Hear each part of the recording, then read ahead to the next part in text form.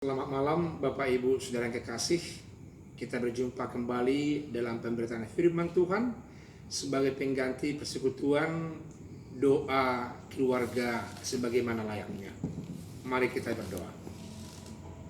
Bapa di sorga, Bapa yang baik, kiranya Engkau senantiasa menyatakan cinta kasih-Mu, kuat kuasa-Mu yang kekal itu lewat taburan firman Tuhan, firman yang kekal, firman yang berkuasa di tengah-tengah kehidupan kami, sekalipun kami dipisah oleh jarak, namun kami dipersatukan oleh firman Tuhan, firman yang sungguh-sungguh kekal dan sejati itu. Dalam nama Yesus kami berdoa. Amin.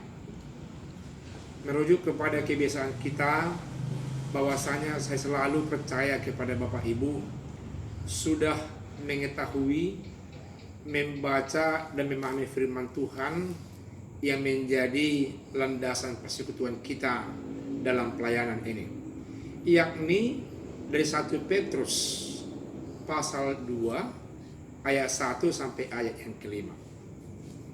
Di sana penekanannya adalah Yesus menjadi batu penjuru. Dalam tema firman Tuhan yang ada di Almanak GKPA mengatakan bahwasanya kita, aku, Bapak Ibu semuanya haus kepada Allah Bapa di sorga. Mengapa dikatakan demikian? Yang pertama, jika ditolak dari firman Tuhan yang ada di Petrus ini memperlihatkan bahwasanya orang-orang Kristen pada saat itu, khusus yang menjadi tujuan surat Rasul Petrus, yakni yang ada di jemaat yang di Pontus, Galatia, Asia Kecil, Kapadokia, dan Bitinia, disebut oleh Petrus sebagai orang yang ada dalam perantauan atau sebagai orang perantau di tempat mereka masing-masing. Apa maksudnya sebagai perantau dan sebagai pendatang di tempat mereka tinggal, Bapak Ibu Saudara kekasih? Itu artinya mereka tidak mengakar dalam kehidupan sosial, tidak memiliki hak adat, tidak memiliki hak ulayat di tempat mereka hidup. Bahkan di sisi lain mereka bisa dihempas, bisa disingkirkan. Dengan mudah mereka selalu menjadi sasaran amukan atau sasaran yang tidak baik di tengah-tengah kehidupan mereka masing-masing. Karena apa? Karena mereka tetap dianggap sebagai pendatang dan perantau yang tidak kuat ekonomi, yang tidak kuat pengaruh, yang tidak kuat ikatan sosial mereka. Di samping itu, Bapak Ibu Saudara kekasih, kita perlu mengetahui bahwasanya Petrus menuliskan suratnya itu kepada mereka sekitar tahun 80, di mana orang Kristen kurang disenangi oleh pemerintah Romawi yang pada saat itu dipimpin oleh raja yang bernama Domitianus, dan dia selalu berusaha membabat dan memburu orang-orang Kristen. Pertanyaannya, saudara, kenapa sedemikian kejinya pemerintah orang-orang lain terhadap orang Kristen? Jawabannya, karena hidup orang Kristen selalu konsisten dengan firman Tuhan. Mereka mau bergaul dengan orang-orang yang ada di sekitar, akrab, tapi ingat Bapak Ibu, mereka tidak mau melakukan hal-hal yang jahat seperti yang dilakukan oleh orang-orang yang bukan Kristen. Itu sebabnya kalau kita melihat ada himbauan daripada Rasul Petrus kepada orang-orang Kristen supaya kuat mempertanggungjawabkan iman percayanya, supaya mereka berhati-hati bertindak di tengah-tengah kehidupan yang sungguh bebas sebebas-bebasnya, yang sungguh nampak luar biasa kejahatan. Coba kita lihat Bapak Ibu, di ayat 1 dikatakan firman Tuhan demikian. Karena itu buanglah segala kejahatan, segala tipu muslihat, dan segala macam kemunafikan, kedengkian dan fitnah. Itu merupakan gambaran satu sisi dari keburukan hidup orang-orang yang ada saat itu, di mana orang Kristen sedang terpecah-pecah tempatnya, sedang terdiaspora. Mereka lemah, mudah dipengaruhi. Karena itu satu sisi Bapak Ibu, mereka memang agak berkurang semangatnya untuk beribadah, bersekutu sesama orang Kristen dengan baik. Mereka cenderung seperti saat ini, menjadi social distancing sesama mereka. Menjadi seolah-olah mereka jatuh kepada physically distancing di antara sesama mereka. Karena apa? Takut diburu dan dianiaya oleh orang-orang kaki tangan pemerintahan Romawi.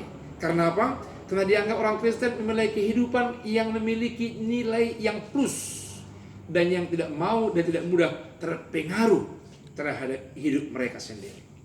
Karena itu saudara kekasih, mengingatkan kembali tema dari firman Tuhan pada malam hari ini, dikatakan kepada kita, jiwaku haus kepada Allah Bapa di surga. Firman Tuhan disampaikan oleh Petrus menekankan, jikalau kamu haus, yang pertama jauhi segala kejahatan.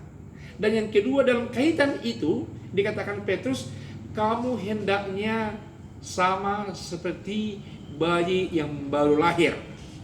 Bagaimana bayi yang baru lahir Bapak Ibu? Mereka selalu haus dan ingin untuk mengkonsumsi, ingin selalu untuk meminum air susu yang murni. Air susu yang murni dalam kaitan ini adalah firman Tuhan. Firman Tuhan adalah yang sungguh-sungguh murni, menyehatkan pertumbuhan iman mereka yang ada di tengah-tengah penderitaan itu. Mereka terhempas dari komunitas mereka. Mereka diburu dari persekutuan mereka. Mereka tercecer. Tapi supaya mereka menjadi kuat dan menyatu kembali, mereka harus rindu setiap saat mengkonsumsi firman Tuhan, yakni susu yang murni yang dikatakan dalam kaitan ini. Dan yang berikut Rasul Petrus mengatakan, kamu harus datang kepada batu yang terbuang itu.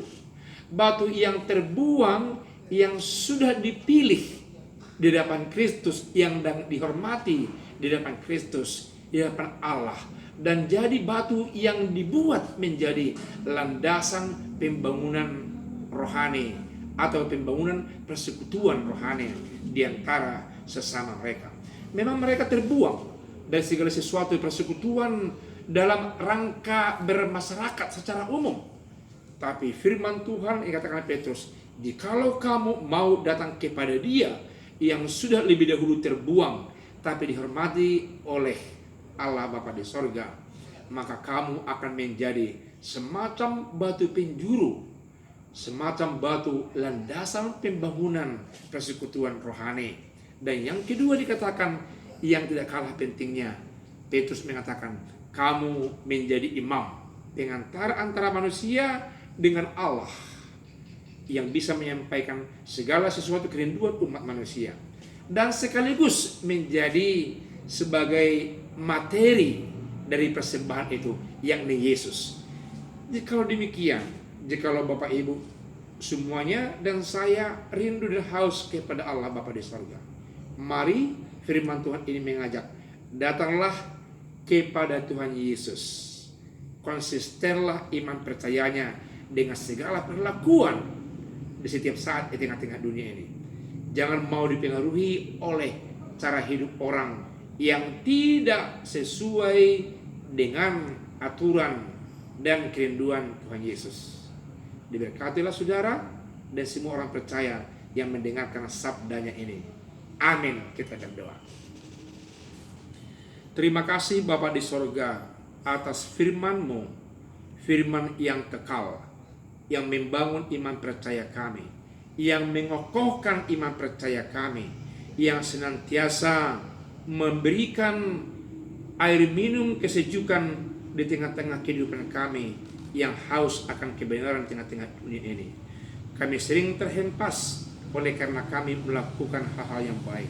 Kami sering tersingkir karena kami memperjuangkan kerinduan Allah Bapa di surga dalam kehidupan kami di dunia ini. Oleh karena firman Tuhan yang kami dengar, kami dikuatkan. Terpujilah Engkau Tuhan, dalam nama Yesus kami berdoa. Amin.